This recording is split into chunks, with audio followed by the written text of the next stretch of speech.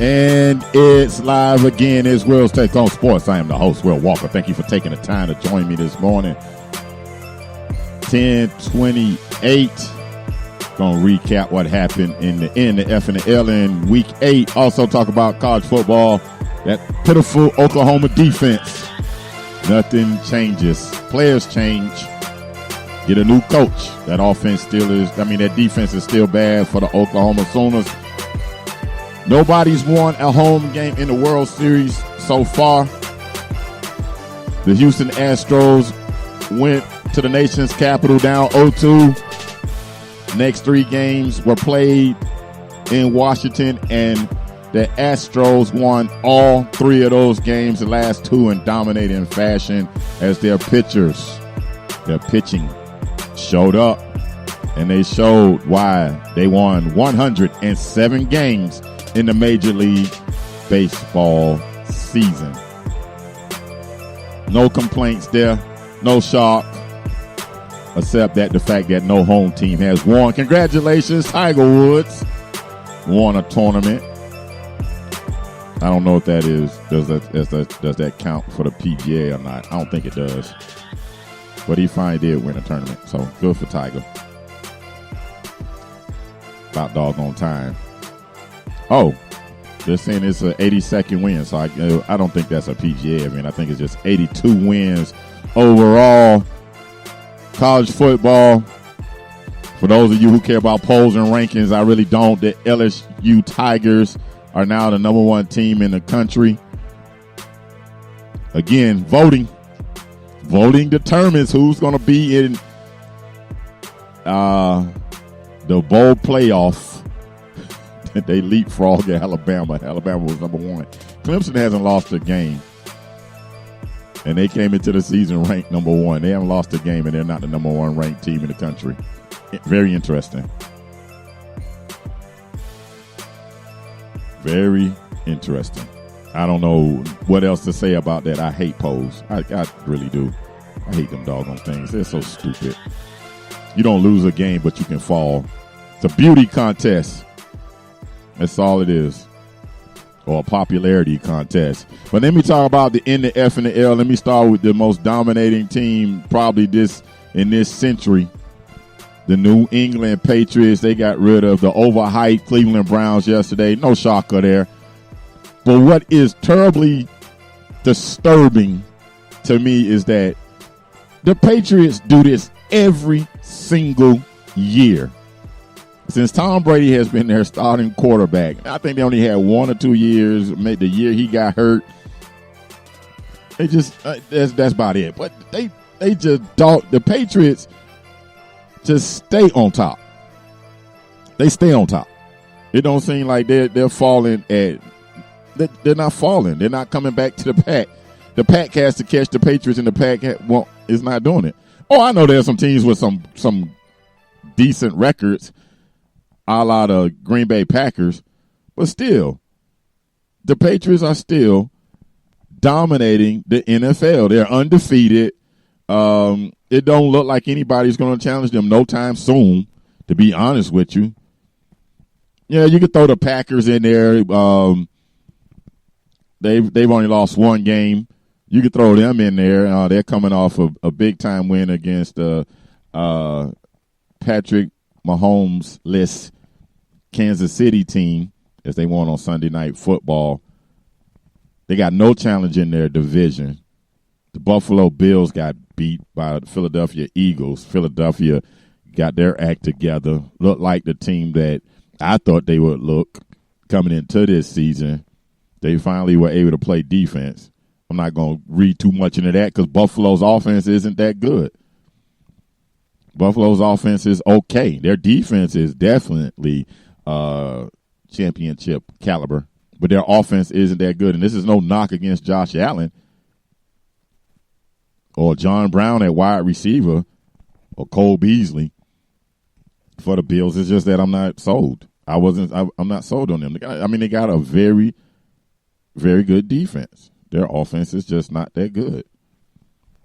That's what it is. The Indianapolis Colts, 5-2. I'm looking strictly at the AFC right now because I'm trying to figure out who can challenge the Patriots from making another Super Bowl run. Who can stop the Patriots from being in Miami? That's where the Super Bowl is held. From stopping them from being in Miami again. I don't see it. I'm looking at the American Football Conference right now, and I don't see a team. The Colts, okay. They needed a game-winning drive to beat to beat the Denver Broncos yesterday with Joe Flacco at quarterback. And speaking of Joe Flacco decided he was going to go to the press conference and call out the play calling. That's the time to do it, Joe. There you go. You just left the locker room. Should have did it in there. Or if you did, you should have kept it in the locker room, in my opinion. Shouldn't have brought that out. Should have left it right where it was, in the locker room, if you addressed it there. Not really sure. Let's see. Ryan Tannehill. I used to call him wide receiver 17 when he was the Miami Dolphins quarterback. Ryan Tannehill led Tennessee to a win yesterday. Tennessee is 500 now. The Jaguars are 500. The Houston Texans are one game out. I'm looking at the AFC South, definitely the most competitive division in the AFC. Without a doubt. They're all within, they all have 4+ wins. 2 have 4 and 2 have 5. Although Tennessee, in what should have been a matchup between the number 1 overall and number 2 overall in their draft, Jameis Winston and Marcus Mariota, didn't work out that way because Mariota was on the bench.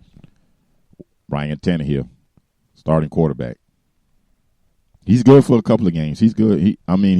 He'll give you some snippets. It won't be over an entire season. He did have one good year in 2016, but that's about all as far as being the Miami Dolphins quarterback. But hey, he got a win for Tennessee yesterday, and Tennessee is battling for their division. In the AFC South, like I mentioned. Cleveland, disappointment, but I didn't think Cleveland would make the playoffs anyway. I'm not disappointed. I bet that hype train come crashing down. It was already off. It was already going sideways. Now it's going to really come crashing down. Looking at the National Football Conference, in the game just like I mentioned, the Green Bay Packers. Green Bay plays defense. They still sketchy against the run because that was a tougher game than it should have been with Kansas City yesterday. I know the game was in Kansas City, but Patrick Mahomes did not play. And Kansas City was able to mount. They were able to make that game competitive. They were there with Matt Moore at quarterback, another former Miami Dolphins quarterback. And if you didn't know, I'm a Miami Dolphins fan. But anyway, it's not about the Dolphins. They do play tonight. They play the Pittsburgh Steelers. Let's see. This is the dilemma. The Dolphins had the Steelers' first pick. So that's the dilemma. Do the Dolphins beat them, they might, they're in a dog fight with Cincinnati to see who's going to be the worst, who's going to have the number 1 overall pick. Although Cincinnati didn't look all that bad when they went over to London. I don't know why they keep playing them dumb games over there. I still don't get it. I do not know why. I just don't understand it. I still struggle with why in the world do they keep taking a home game from one of these teams that go over there, and now they're playing, I think it is 3 games a year over there. I just don't get it. Maybe football's growing, and maybe some poll is telling them that football is growing in popularity or the side. I don't know what it is, but I cannot understand. It makes no sense to go to London in a regular season game. I can understand preseason because see that's in the Premier League does that.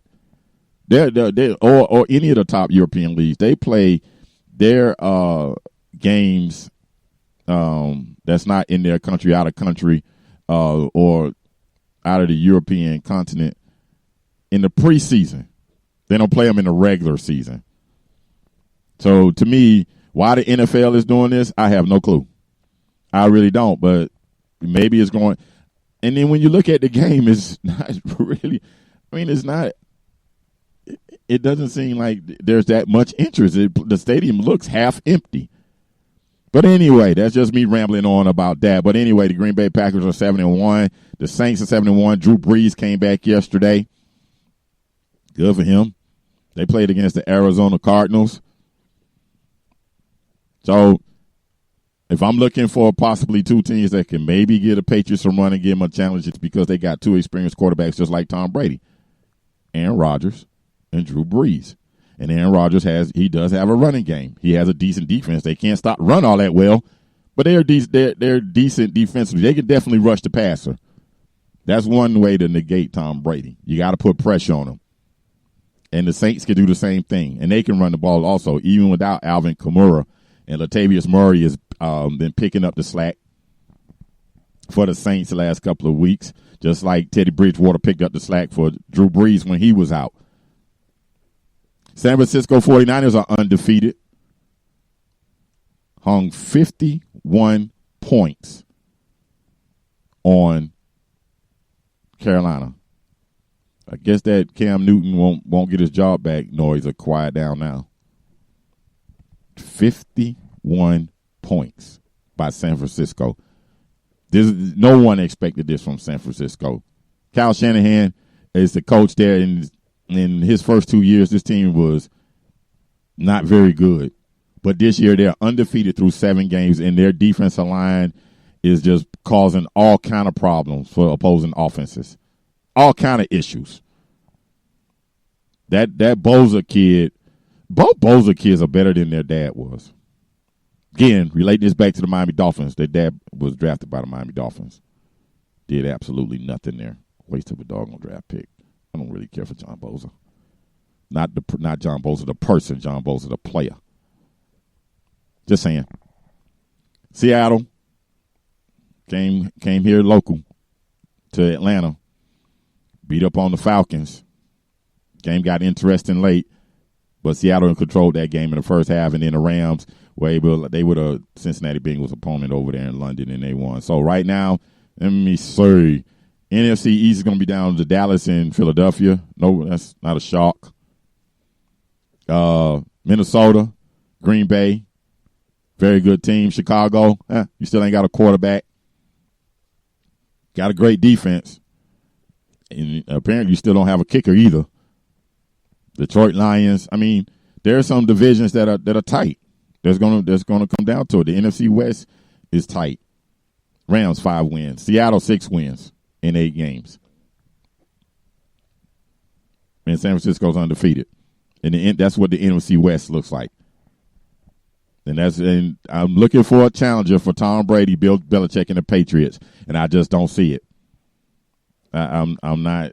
I really don't. I get records with San Francisco, New Orleans, and Green Bay, but all of those teams have flaws. The Patriots do too, but Sunu yesterday looked like their answer. Looked like an answer for them at the wide receiver spot without Josh Gordon. That's wow.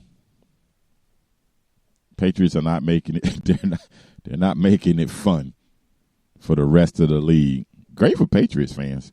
There's a guy that comes. One of my brothers that does the show with me, Derek. He's a big time Patriots fan. But hey, I'm a Dolphins fan. I've been seeing this, and the Dolphins playing the same division as the Patriots. I've been seeing this, like I said, since Tom Brady's been the quarterback there. It's absolutely just. It's just not. It's not fun to watch. To watch a dynasty in process if it's not your team. I appreciate greatness, but when it comes against your team, it just sucks. Anyway, Dolphins and the Steelers tonight. Like I said, how interested will I be with the Dolphins winning? I don't really want the Dolphins to win. Cincinnati is horrible. I want the Dolphins to be just as horrible, just to guarantee that they'll get the number 1 pick. And I'm not talking about Tua. I'm just talking about the number 1 pick. That's it. Get them a chance to get the best player in the draft. And then get some other talent. That's it. Speaking of college football, Oklahoma, bye-bye. You guys that's Oklahoma fans, you can go ahead and make reservations in Dallas for New Year's or Miami Oh, you'll be in a New Year's Six bowl. You won't be in that you won't be voted into that bowl playoff thing unless there's something catastrophic happens at the top of with the rest of the teams, mainly those 3 SEC teams. Well, actually 4 if you count Georgia. And then Ohio State and Penn State and then Clemson. Not one of those teams can afford a loss. And with Clemson's schedule the rest of the year and the way the ACC is just absolutely trash, they should be fine.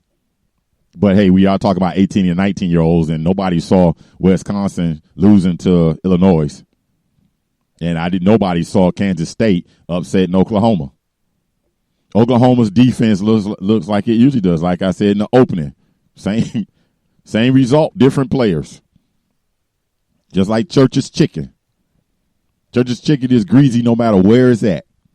Oh, you think it's better because the building may look better, but Church's chicken is greasy everywhere. And it's the same thing. It's the same thing. And I'll just relate that to Oklahoma's defense. Same uniforms, different players, and they're porous. They're horrible. Kansas State ran the ball all over them. Let's see. What else happened? Oh, let me talk about my Miami Hurricanes. Got to. Great win. They were able to beat a team that's above them in the Coastal Division. They finally were able to get some breaks towards the end of that game. They haven't been getting those breaks this year. They're a couple of plays away. I agree with Manny Diaz from being having a very good record instead of that 500 record that they have. But that's you are what your record says you are. They're 4-4. And on my podcast yesterday, we were talking about this is Miami and Florida State week, a game that used to be so that had so much importance to the rest of the country because it determined who would play in that who would be voted in that mythical national championship. Whoever would win that game could possibly get the votes to play for the national title. That ain't the case. That hadn't been the case really in years. This game hasn't had where both of those teams have been in title contention in years. Yes, Florida State won the national title in 2014, but Miami stunk.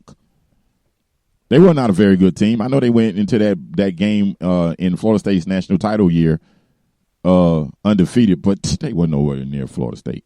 That game, the talent gap was so wide, it was ridiculous. And when Miami was on top back in the turn of this century, Florida State wasn't good. It hasn't been it's since the 80s and since the late 80s and early 90s when, like I said, both of these teams were at the top and could possibly play for the right to play the votes to get to play for the national title. It ain't been since the early 90s when both teams were competitive like that. And now this week, both teams are 4-4. I'm going to pick that game here shortly.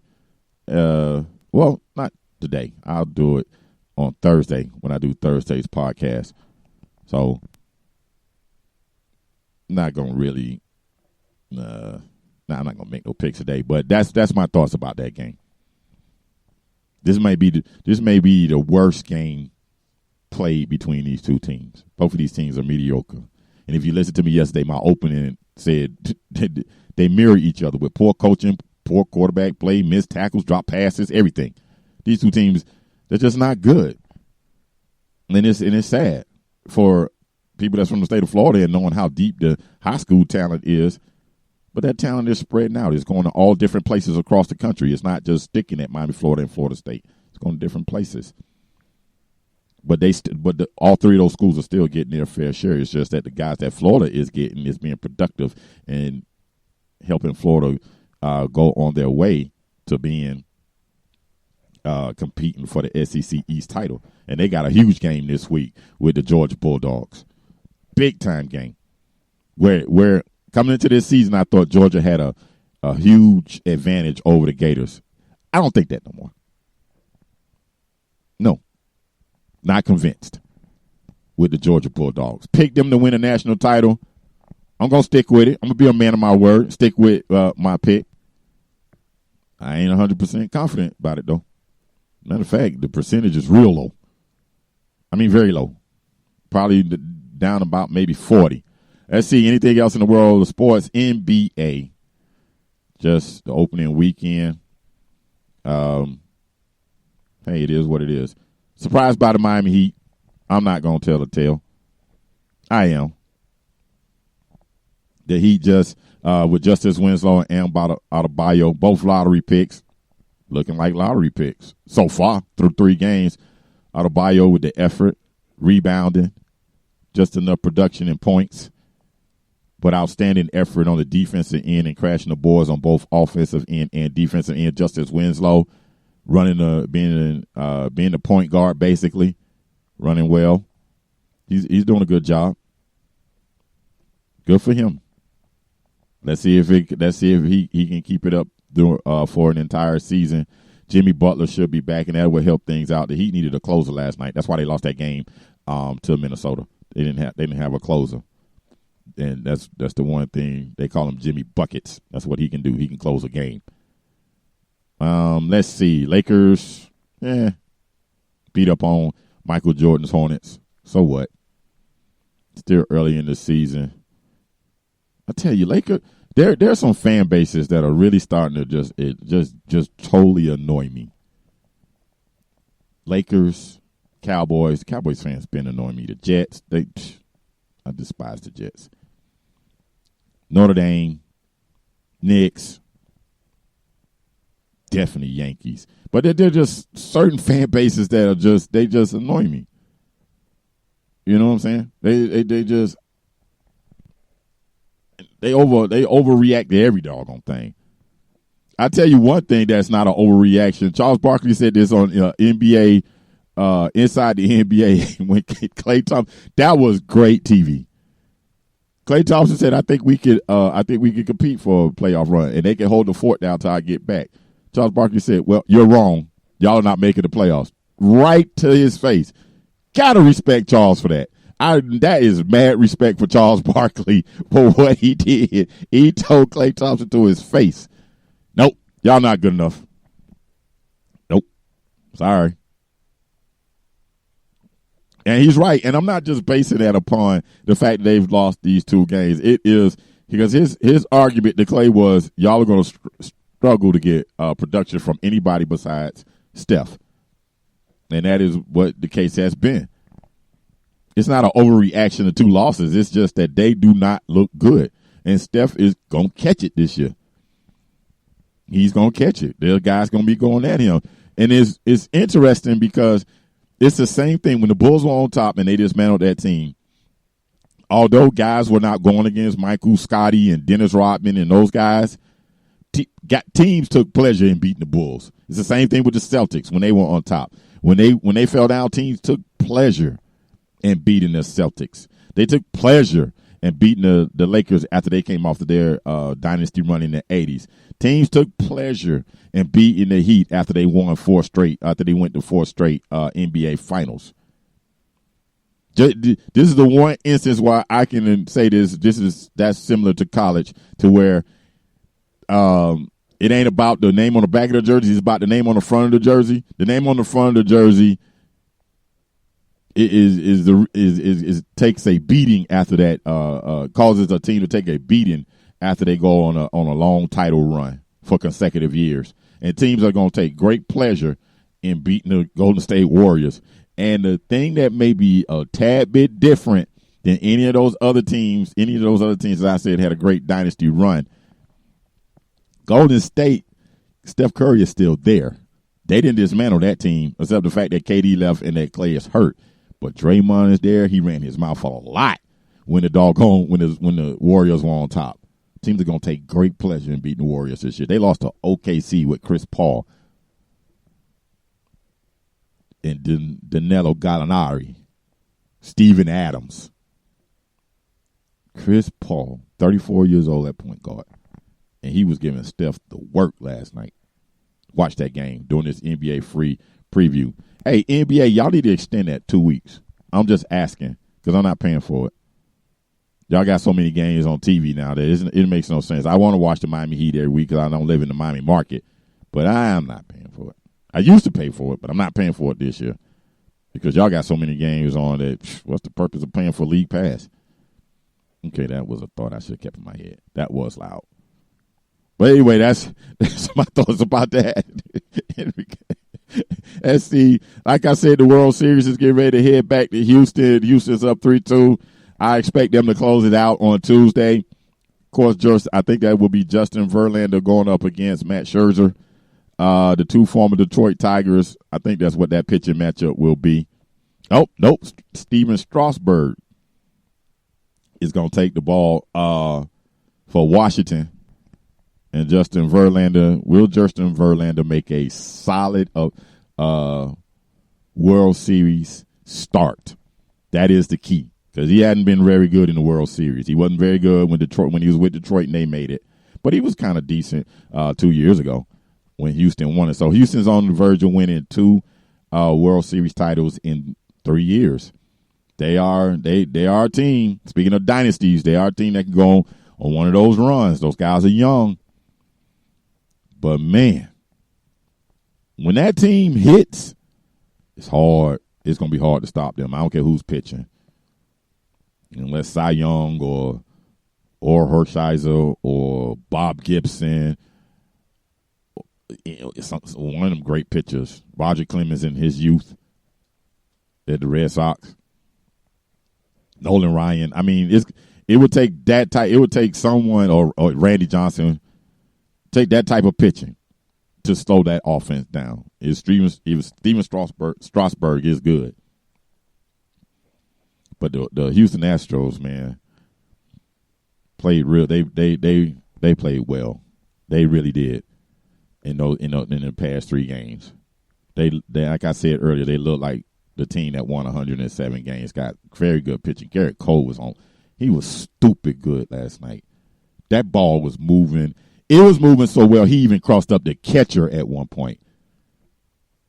I mean, although that strike zone was a little bit crazy by that umpire last night, I didn't quite understand it. I really don't understand Major League Baseball strike zone sometimes. And the bad thing about it is now TV has it where they got that little box up there, so you can see if that ball hits in the box or at the corners.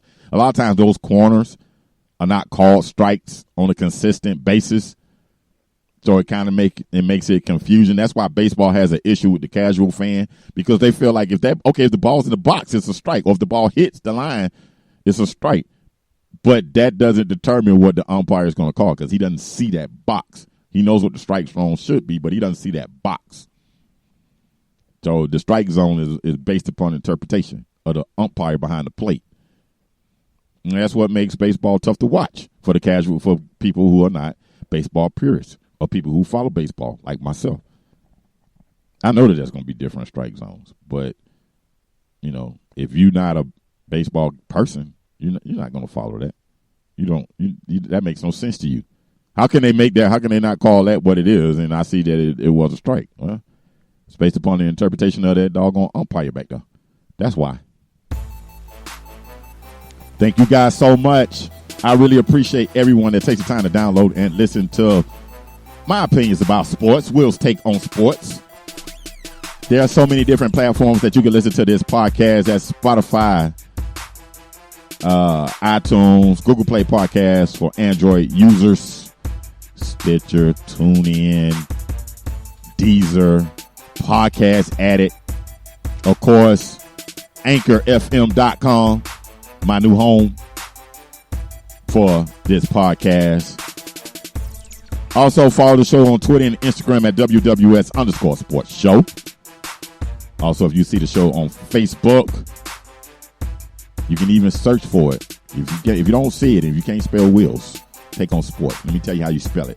WIL''S, 1L, ''S, take, TAKE, on SPORTS. Will's Take on Sports. Search it on Facebook and then like the show's Facebook page. Also, if you're listening to it on any of those platforms, you can leave me a comment. Castbox also. Leave me a comment or subscribe. Radio.com. I'm just naming YouTube. I'm naming all the different platforms that you can listen to this podcast on your phone, because I know everybody does almost everything on their phone. Also, if you want to keep hearing future episodes of this podcast, please go to AnchorFM.com and sponsor us. Give us a little contribution. We'd gladly appreciate it. I close this show the same way every single week. Say a prayer for somebody, because prayer changes things. I'll holler. I'll talk to y'all on Thursday.